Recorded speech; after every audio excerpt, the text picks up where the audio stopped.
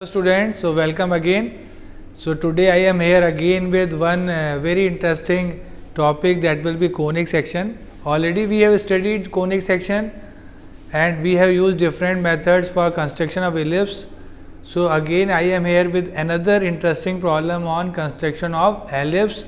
This time I am using two different methods for the same problem.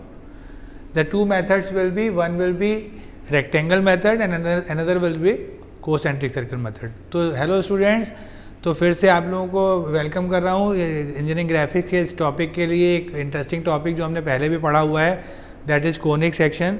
आज का problem बड़ा interesting है. आज मैं कुछ एक ऐसा प्रॉब्लम ले रहा हूँ जिसमें हम इलिप्स बनाने वाले हैं with using two different methods. तो मे बी लेफ्ट हाफ में एक मेथड यूज करूँगा और राइट हाफ में दूसरा method. So the problem will be like this. I am going to draw an ellipse when the major axis and the minor axis will be given to me. एक ellipse बनाने वाले हैं हम जिसका मुझे major axis मालूम है. उसका मेजर एक्सिस 120 mm है and minor axis will B 80 mm. है ना. ऐसा प्रॉब्लम हम पहले भी बना चुके हैं. बड़ा सिंपल सा प्रॉब्लम है. अगर आपको याद हो तो मैं एक इलिप्स बनाने वाला हूँ जिसका मेजर माइनर एक्सिस मुझे गिवन है और प्रॉब्लम में मुझे बताया गया है कि मुझे एक इलिप्स बनाना है आधा रेक्टेंगल मेथड से और आधा कोसेंट्रिक सर्कल मेथड से. ठीक. तो सेम प्रॉब्लम में हम दो मेथड, डिफरेंट मेथड्स यूज करने वाले हैं. सो इफ़ यू रिमेंबर, अगर मुझे मालूम है कि इलिप्स में मेजर माइनर एक्सिस उसके दो पार्ट होते हैं. Normally the major axis will be a horizontal line. तो 120 mm की मुझे एक हॉरिजेंटल लाइन बनानी है जो मैंने यहाँ बनाई हुई है already. This line AB will be the major axis. This AB will be equals to 120 mm and perpendicular bisector of this AB will be the line CD, that will be minor axis and that is 80 mm. तो जैसे आप लोगों को already idea है कि major axis minor axis ellipse की दो maximum और मिनिमम एक्सिस होती हैं. नॉर्मली हम मेजर एक्सिस हमेशा एक हॉरिजेंटल लाइन बनाया करते थे, वैसे ही मैंने अभी भी किया है. तो ए भी एक मैंने मेजर एक्सिस बना ली, कितने की 120 mm, और उसके परपेंडिकुलर बाइसेक्ट करते हुए मैंने सी डी लाइन बनाई है, that will be equals to 80 mm. After that what I am going to use, मैं एक मेथड यूज करने वाला हूँ जिसमें आधा इलिप्स मैं लेफ्ट हाफ का रेक्टेंगल मेथड से बनाना चाहता हूँ और राइट हाफ का कोसेंट्रिक सर्कल मेथड से. तो जैसा नेम से ही आप जानते हैं, आधे में मैं रेक्टेंगल मेथड यूज करने वाला हूँ. तो आपको आइडिया है कि रेक्टेंगल मेथड कैसे यूज करते थे हम. ये जो ए पॉइंट है, इस ए पॉइंट से मैं सी डी के पैरेलल एक लाइन बनाऊंगा और सी और डी से ए बी के पैरेलल बनाऊंगा टुवर्ड्स लेफ्ट.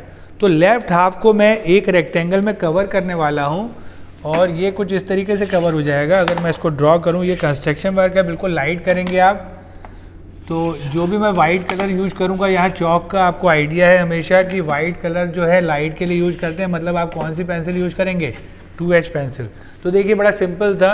मैंने ए से सी डी के पैरेलल और सी और डी से ए बी के पैरेलल लाइंस बना दिए हैं. इतना मुझे लगता है आप सबको समझ में आ रहा होगा. तो ये देखिए रेक्टेंगल, आधा रेक्टेंगल में बाउंड हो गया. इस रेक्टेंगल को चलिए मैं कोई नाम दे देता हूँ. इसको ई बोल देता हूँ और इसको एफ बोल देता हूँ. Now look at this rectangle. इस रेक्टेंगल में दो हाफ हैं, upper half and lower half, दोनों सेम है. ये लेंथ 160 mm है, ये लेंथ 40 mm है. अब मुझे क्या करना है, अगर मैं इसको सेंटर को O बोलता हूँ, O will be the centre of the ellipse, that is the intersection of A B and C D. अब मैं क्या करने वाला हूँ, इस AO को मैं 4 इक्वल पार्ट्स में डिवाइड करने वाला हूँ. 4 इक्वल पार्ट्स में कैसे डिवाइड करेंगे, आप डायरेक्टली स्केल से कर सकते हैं क्योंकि आपको idea this total will be 60 mm. तो उसका एक पार्ट कितना हो जाएगा, 15 mm का. या आप डिवाइडर की हेल्प से भी कर सकते हैं, ट्रायल एरर मेथड से. मैंने इसको मार्क किया 1 2 3 एंड 4. तो मैंने AO को 4 पार्ट्स में डिवाइड किया. सेम वे जो AE लाइन है जो 40 mm है, इसको भी मैं 4 पार्ट्स में डिवाइड करूंगा.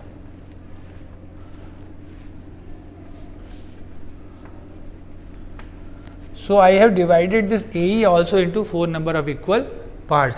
इसके बाद मैं A टूवर्ड्स O नेमिंग करूंगा इसको. This is 1, this is 2 and this will be 3 and upside this point will be 1 dash 2 dash और 3 डैश. तो देखिए मैंने क्या किया, A से O की तरफ 1 2 3 नेमिंग किया, 1 2 3 and upside 1 dash 2 dash and 3 dash. इसके बाद मुझे सिंपली क्या करना है, ये जो C पॉइंट है इसको मुझे 1 डैश से ज्वाइन करना है स्ट्रेट लाइन से, मतलब माइनर एक्सिस के अपर पॉइंट से मुझे C के पैरेलल लाइन ज्वाइन करनी है। इसके बाद जो D जो दूसरा एंड है माइनर का उसको मुझे 1 से मिलाना है और इसी लाइन को आगे थ्रू करना है। ये दोनों लाइन जहाँ कट करेंगे that is the point on the curve, हमारे इलिप्स का एक पॉइंट है। सेम वे अगेन देखिए फिर से, now join this C dash C to 2 dash, और 2 को किससे मिलाएंगे, D से। D से मिलाने के बाद इसी लाइन को आगे बढ़ाइएगा, so that point will be another point on the curve. Same way 3 dash, तो 3 डैश से को मैच करिए C से, और इधर D से अपसाइड 3 के लिए जाइए। दोनों लाइन जहाँ कट करेंगी that is the point on the curve. तो देखिए अपसाइड मुझे कितने पॉइंट्स मिल चुके हैं, आई हैव 1 2 3 4 एंड 5 पॉइंट। फिर से याद दिलाऊं क्या किया मैंने, AO जो मेजर एक्सिस का हाफ था उसको मैंने 4 पार्ट्स में डिवाइड किया, और AE जो माइनर का हाफ था उसको भी मैंने 4 पार्ट्स में डिवाइड किया। इंपॉर्टेंट नंबर ऑफ पार्ट्स नहीं है, इंपॉर्टेंट है दोनों को same number of equal parts में। अगर इसको आप 4 पार्ट्स में डिवाइड कर रहे हैं तो आप साइड भी 4 पार्ट्स में करिए, 5 में करना चाहते हैं तो दोनों को 5 में करिए। इसके बाद मैंने क्या किया, A से O की तरफ 1 2 3 नेमिंग किया, A से E की तरफ 1 dash 2 dash 3 dash, minor axis के एंड C से 1 डैश को मिलाया और D से 1 को मिलाते हुए आगे थ्रू किया। दोनों लाइन ने जहाँ इंटरसेक्ट किया that is the point on the curve, और ये जो पॉइंट मुझे मिला that is the point on the ellipse. ऐसे ही मैं अब डाउन साइड भी करूँगा, तो डाउन साइड में भी जो मैंने ये AF लाइन है इसको भी मैं 4 पार्ट्स में डिवाइड कर दूंगा।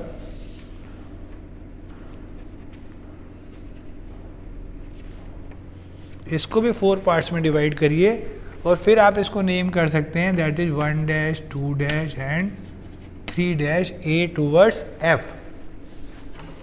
इसके बाद 1 डैश को किससे मिला दूं मैं, D से इस बार, और 1 को किससे मिलाऊं, C से। दोनों लाइन जहाँ इंटरसेक्ट करेंगे दैट इज अपोजिट, इसके जस्ट अपोजिट पॉइंट आएगा। सेम वे D को 2 डैश से मिलाइए और C को 2 से मिलाते हुए आगे बढ़ाइए। दोनों लाइन जहाँ कट करेंगे that is the point on the curve. And finally D को 3 से डैश से मिलाइए और जो C है उसको 3 से मिलाते हुए आगे बढ़ाइए। तो देखिए मुझे पॉइंट्स मिल चुके हैं, मुझे लगता है sufficient. Now I will join these points 1 2 3 4 and 5। तो ये अपसाइड का कर्व बन जाएगा, देखिए ऐसे, that will be the required ellipse, half part of the ellipse. ऐसे ही डाउन साइड जाइए,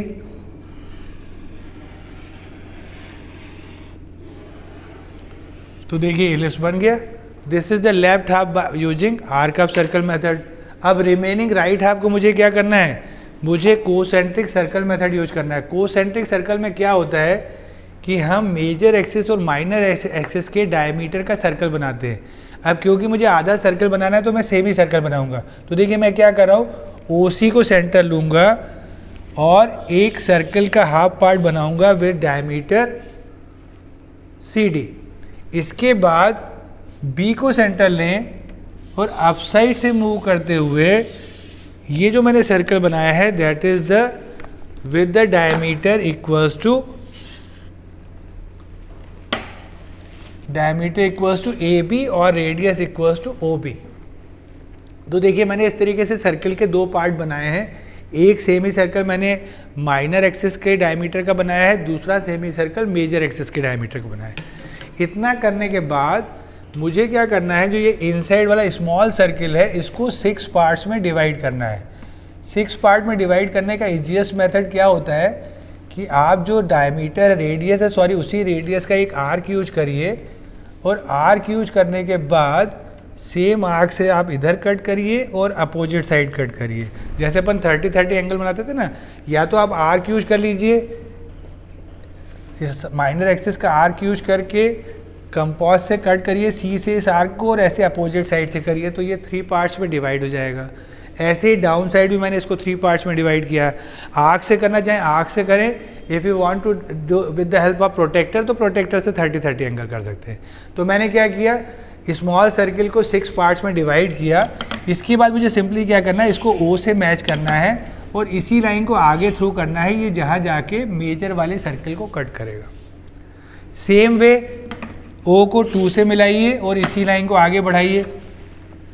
आफ्टर दैट ओ को इस 3rd पॉइंट से मिलाइए और आगे बढ़ाइए। इसके बाद फाइनली ये जो लास्ट पॉइंट है इसको आगे बढ़ाइए। अब ध्यान से देखिएगा, for the right half already मेरे पास 3 पॉइंट अवेलेबल हैं, सी, बी एंड डी। मुझे कुछ और नए पॉइंट चूज करने हैं।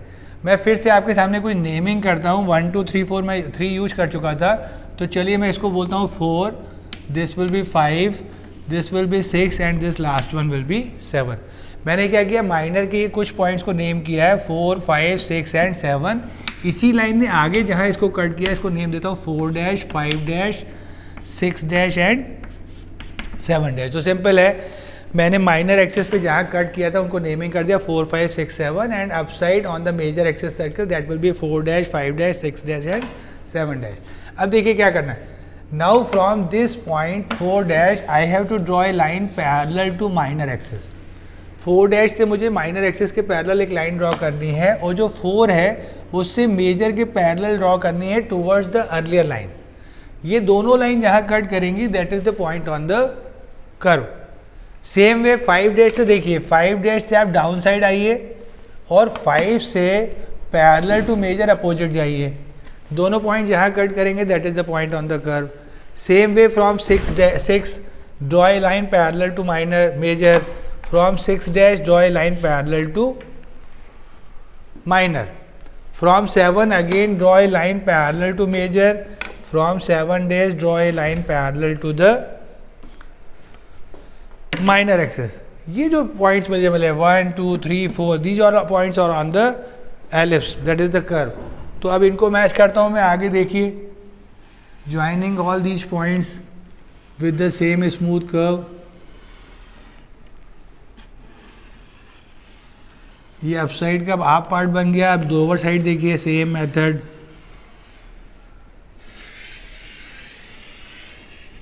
सो this is the method to draw ellipse with the help of rectangle method. So left for left half I have used rectangle method and for the right half I have used concentric circle method। I hope you understand the problem।